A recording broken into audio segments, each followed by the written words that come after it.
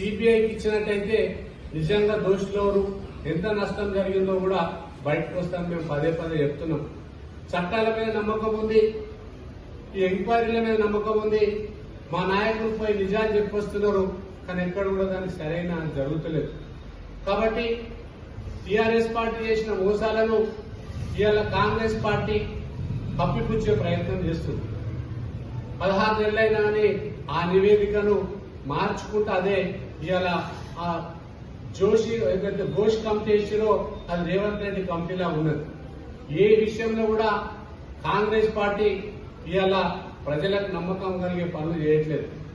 కేవలం మాయమాటలు చెప్పి పబ్బం గడుపుకోవడానికే జరుగుతున్నాయి. ఎన్ని కుంభకోణాలు జరిగినాయో గత ప్రభుత్వంలో ప్రజలందరూ కూడా తెలుసు.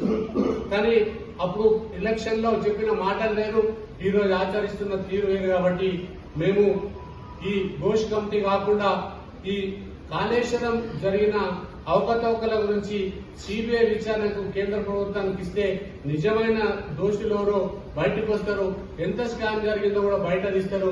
వీళ్ళన్ని తప్పుదారి పట్టించే ప్రయత్నం రేవంత్ రెడ్డి కాంగ్రెస్ ప్రభుత్వం చేస్తుంది. కాబట్టి ఇంకా ప్రజలు నమ్మే పరిస్థితి లేరు. వాళ్ళు ఒకటి మాట్లాడుతున్నారు, ఒకటి చేస్తున్నారు. కాబట్టి తప్పకుండా కాళేశ్వరంలో జరిగిన అవకతవకలు బయట